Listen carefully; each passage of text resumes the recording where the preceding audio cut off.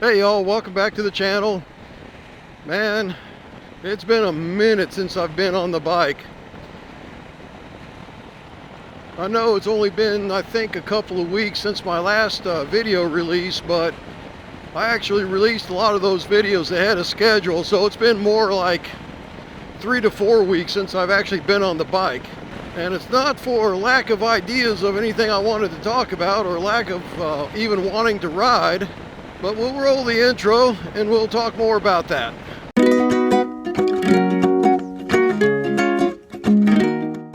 Alright, so look, here's the deal, man. I have been sick as a dog in my respiratory for a good 3 weeks now. Just have not been feeling well at all, and I'm just now finally coming out of it. On top of that, then I had a funeral to go to. And then I had a week off from work, and I really wanted to get stuff done around the house during that week off, and wasn't able to because I was sick during that time. And man, there's just been a lot of stuff going on, and I finally, like I said, started coming out of it over the weekend. And I gotta tell you, man, I worked myself to death on Saturday working on my deck. And paid, and then I just been kicked back Sunday, and then now it's Monday. And I hope I'll get this out and edited and ready for consumption by Wednesday, which is normally when I try to release videos. But I've got ideas, man. A lot has happened while I've been down. And I mean, stuff that I want to talk about.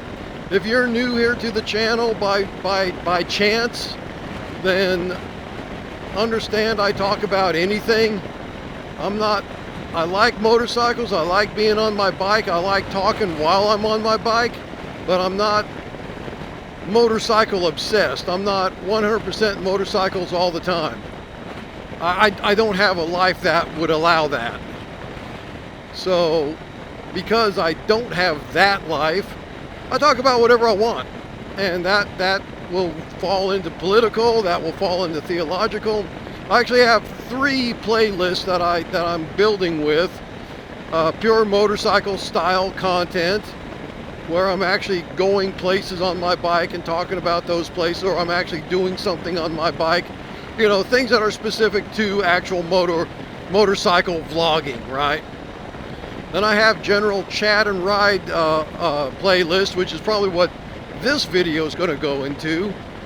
And then I have a Sunday Sessions playlist, which is where I talk about, as you might expect, strictly kind of theological themes and ideas like that. And that's just me. That's just how I wanted to run my channel. And so that's where I'm going with it. Now back to all kinds of things that have happened, what I was saying before. You know, you had the Trump attempted assassination. You've got the subsequent inquiry. You've got the head of the Secret Service stepping down. You've got Joe Biden stepping down out of the presidential race. You've got Kamala now undemocratically selected to be the leader of the Democrat ticket now. I mean, holy smoke, so much has gone down that I just want to talk about. You know, not as with my style, I'm not going to, you know, pretend I'm at a desk and we're going to go do a deep dive on any of this stuff. I just want to share my thoughts. And if you so desire, you can share your thoughts. It's all good. And then on the Sunday Sessions part of it, you know, I've got a couple of ideas there that I want to dive into. And then on the destination side, the actual motorcycle content side, I've got a couple of ideas that I want to dive into there, but I've just not had the ability to. You know, between being sick and between having domestic obligations that, you know, really take priority over this,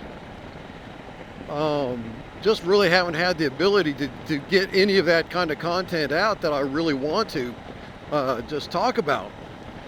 But tonight, you know, been the first, like I said, the first time I've been on a bike in a while now. I mean, I am ashamed to say this is the least amount of riding I've done this in so far this year than in previous years.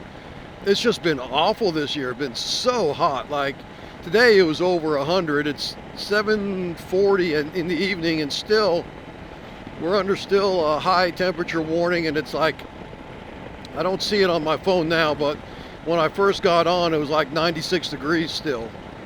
So still pretty balmy.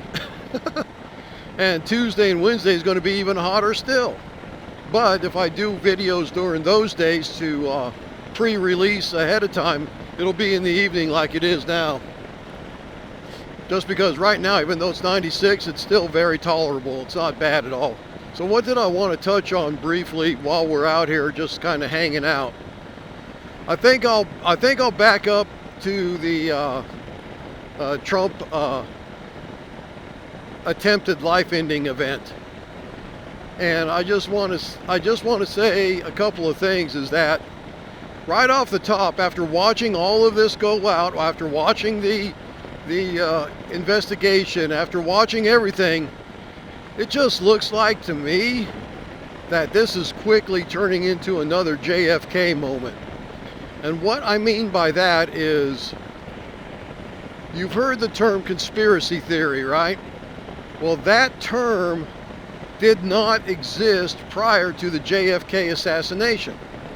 When John F. Kennedy was assassinated, the government immediately had their fall guy, immediately had their story and their narrative all lined out, and immediately, got it out there. And of course, Lee Harvey Oswald, who supposedly assassinated JFK, didn't live to see a trial because a dude named Jack Ruby, gave him a gut shot and ended him before trial ever got started. With our guy here on the Trump attempt, they ixnayed him immediately. So again, no way to get information out of him. No, you're at the FBI's mercy now. They make the narrative, you got to believe it.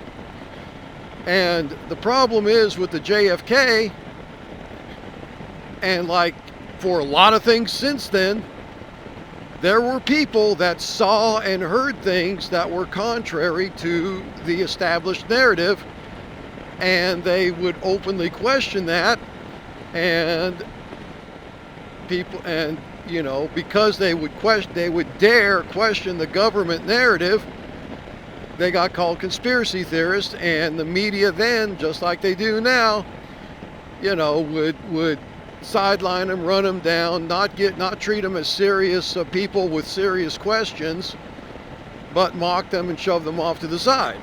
Sound familiar? And ever since then, whenever there's been just something ridiculous happen, where people have seen and heard or have collected forensic evidence that contradicts the established narrative, they get called, they get shade on, they get called conspiracy theorists, and that used to be a bad term. That used to, put into question your sanity. Anymore, I will wear the term conspiracy theorist with a badge of honor, because, you know what, conspiracy theorists have been batting 1,000 here lately. But, here's some other conspiracies. The Oklahoma City bombing, did that go down the way the government said it went down? I don't believe it did. I saw too many independent reports and read about certain witnesses being ixnayed before they could attend the grand jury. I don't believe a fertilizer bomb did that. Not at all. And neither did a lot of other people. And when they scrubbed the site clean so quickly and efficiently as to prevent proper investigations, unless you just believe the government who said that this is how it happened, then yeah, you know, you're given the narrative, and by God, you better believe it, because if you don't, we're going to call you nuts. Same thing with 9/11. You know where I was at during 9/11? I was in processing at McConnell Air Base after doing a tour in Kuwait. And I was watching all that stuff live. And I was there watching the reporters on the ground as they were collecting live data. You know, it wasn't time delayed, wasn't pre-recorded, then released later. It was live, and you know, I was watching firemen say they could hear explosions in the building going boom, boom, boom, boom, boom, all the way down. And they felt like it was an inside job. I saw the reporter from CNN, back when CNN was still a worthwhile media outlet, be the first one at the Pentagon building, and he said there's no plane here. There's no signs of wings. There's no signs of fuselage. There's no luggage. There's no seats. There's no nothing. There's just this hole in the wall. And that aired once. It aired live once, and then after that it was not aired ever again, and you were told it was an airplane. And all the videos around there, except for one that did manage to escape and leak out, which pretty much shows a missile hitting the Pentagon.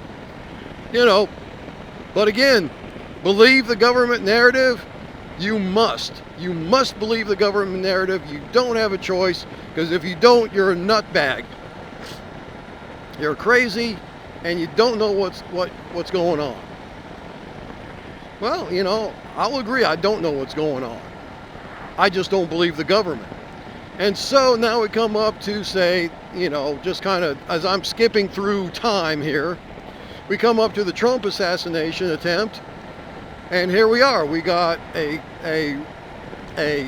fall guy who's dead that we can't cross-examine, and we got a government narrative already being played out. And you know, at this point, you have two choices.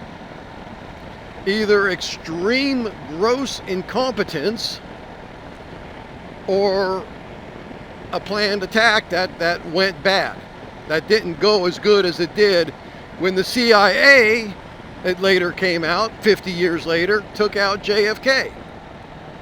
So, you know, what are you to make of that? Without actual solid evidence proving it was a government-sanctioned hit, you know, you're stuck in the realm of conspiracy theory if that's where you want to go. But I will tell you this, there's enough circumstantial evidence out there to credibly point in that direction. There's at least 3 witnesses that I'm aware of who heard shots from other places other than the roof where that 20-year-old kid was at. And I'm referring to the guy on the water tower. 3 people said they saw a person on the water tower, and they heard shots coming from the water tower. And that was right after the event. That was right there. That was live on the scene. At least 3. I heard as many as 10. But I don't know about that for sure. I do know for sure 3. And so the blurry dude on the water tower, who's he? What, or she, I suppose. I'm willing to give a female credit. Females can shoot really good. You know, who's that about? Is, you know, when JFK was assassinated, there was a strong contention that because of witnesses, because of certain video evidence, that said there was another shooter, and you get the guy on the grassy knoll, right? I don't know. If you're young enough, you probably have no idea what I'm talking about, but, you know, it won't be hard for you to look it up, I don't think. So, is this water tower shooter, alleged shooter, Trump's, our generation's man on the grassy knoll? Man, I don't know. You know, there's no, again, for lack of solid proof, you're just left with circumstantial evidence, which, when you add all the circumstantial evidence together, leads you to a reasonable conclusion of foul play. In my opinion, a reasonable conclusion. But if you don't want to go down that road, then you're left with either calling those witnesses for the water tower outright liars, which, do you really want to do that? Or they're delusional and they're seeing things. They saw a shadow of something that they interpreted to be an individual up there. In the excitement of the shooting, they didn't really hear shots from another source. You know, they heard there was apparently 8 shots, and they found 8 casings at the primary, we'll call them, primary shooter's location. Okay, so what? Did they count the rounds in the magazine? Do we know how many rounds were, what size of magazine he was using? Was he using a 20? Maybe. You know, was there 12 rounds left in that magazine and 8 spent shell casings on the ground near him? You know, lots of questions. Just because they found 8 casings there doesn't mean he himself actually shot all 8. It just means that 8 casings were there. But if you're going to believe the government narrative, then the alleged shooter on the water tower doesn't mean anything, and this guy shot all 8 rounds, and that's that. I don't know, man. There's a lot of hocus pocus shenanigans.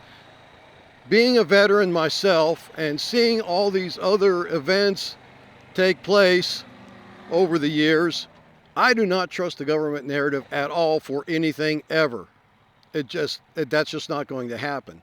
But like I said, that's just me. You may have a different opinion, and hey, I'll respect your opinion. Anyways, I'm glad that Cheeto's lady, Cheeto, her actual name is Cheeto, but you know what? Cheetos is fine. I can live with calling her Cheetos. I mean, after all, that's what she was doing, right? She was working, I forget exactly. All this is off the fly, by the way. I don't have a script. I'm just talking off the top of my head right now. Cheeto is her name, the head of the Secret Service, friend of Jill Biden. You know, freaking Democrats and their DEI hires. Can you really explain to me what the heck is going on with that? How is a DEI hire actually good? You know? Look, I don't mind diversity. I don't. You know, but, you know, diversity must be organic. It can't be shoehorned or forced. And if you're going to have a woman doing a specific job, and by golly, she's got to be qualified for it. And this woman is not qualified. The Secret Service agents that were there at Trump's rally clearly were not qualified. We all know who Holster Lady is now, I think. Oh no. You know, the chubby, curly-haired, can't get my weapon back in my holster lady. Hiding behind Trump as shots were being fired. You know, none of them there looked like they knew what in the blazes they were doing. Doesn't matter if they're qualified, doesn't matter if they're good, doesn't matter, nothing else matters. We hire them based on sex and color and identification and all that kind of stuff, then maybe they can fake it till they make it. Unfortunately, that almost never happens, and in a situation where you got people's lives in your hands, you can't afford to be trying to play that game. People will die, and people did die that day, or one person did. And what's up with the counter sniper team? I watched those videos over and over again. The counter sniper team definitely had the primary shooter in their sights. They could have, and they waited till he shot first? Really? What is up with that? I don't care who you are. I mean, if that would have been Biden on the stage and the same thing happened, I'd be just as equally outraged. And I don't like Biden. I think Biden needs to be in jail. I think his old ass needs to be rotting in jail right now. But again, that's just me. But that doesn't mean I want him taken out like that. That's not the way you handle it. You know, when I say I think Biden needs to be in jail, that's just me expressing a frustration I have with all the stuff that I've seen him get away with over the years, and nobody talks about it. No one tries to prosecute him. And the one time they actually had a chance to prosecute him, they said he was incompetent to stand trial, basically. So if he can't stand trial, how in the HE double hockey sticks is he allowed to keep running the country? You would think if he can't stand trial, then he's not competent enough to run the country. I would never have hired Biden to run my local McDonald's. Anyway, you know, okay, I lost my train of thought. I was ranting so hard I lost my train of thought for a second. I'm coming back to my final point here, I think, and then I'm going to just close up shop. Because if I keep talking on that, I will talk y'all's ear off. You'll just turn me off and forget about me. You know, and that's okay. You know what? I'm cool. I'm cool. So listen, man.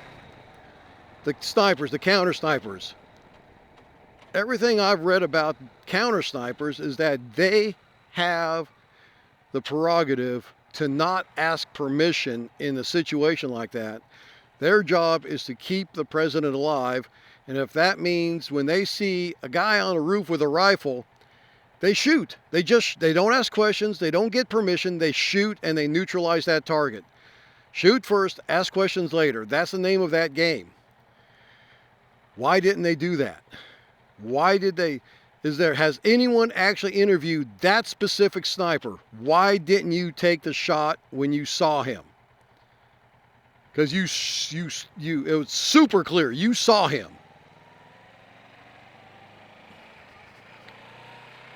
So, coming back to my, I don't know if I actually had a point, but I'm going to make one now. You want to know why conspiracy theories are? You want to know why people like me are conspiracy theorists and why we hold on to them? Because the government narrative is complete garbage. There's too many other mitigating, or there's too many other things that don't fit the government narrative, and we get no transparency in the investigation at all. I watched Cheadle's Q&A sessions with that committee, and she absolutely came off as a complete imbecile that had no idea what she was doing. No answers, no, just a standard, we're investigating. Nothing at all that gave any kind of confidence that she had any ability to do that job. And frankly, she should be in jail. Just for on the level of incompetence that she has. And really, if all it is incompetence, then that's good. I want the government narrative to actually be right. I want it to just be, we messed up, we did a DEI hire, and she clearly wasn't qualified for the job, and just gross incompetence almost got this man killed. That still doesn't answer why the counter sniper team didn't shoot first. That would have to be really dealt with. But I'm sorry, I don't think that the government narrative really holds water, and it doesn't answer all the questions. Man, I've been wanting to get that out off my chest. So, tell you what, if you made it this far, God bless you. Thank you for listening to me rant. If you have an opinion, if you have thoughts, feel free to drop them in the comment. I will talk about this. I will talk about this again on one of my Sunday sessions, maybe the next one, who knows. And, I'm going to ask the question, is Donald Trump being alive right now a miracle? And we'll talk a little bit about that. But anyways, that's all my thoughts on this particular subject. Y'all have a great day. Keep your chin up. If you're for Trump, you know, keep being for Trump. If you're anti-Trump, nobody's perfect. I still like you, man. But I would ask you why? Why don't you actually, you know, what has he done that has actually turned you off in a substantive matter?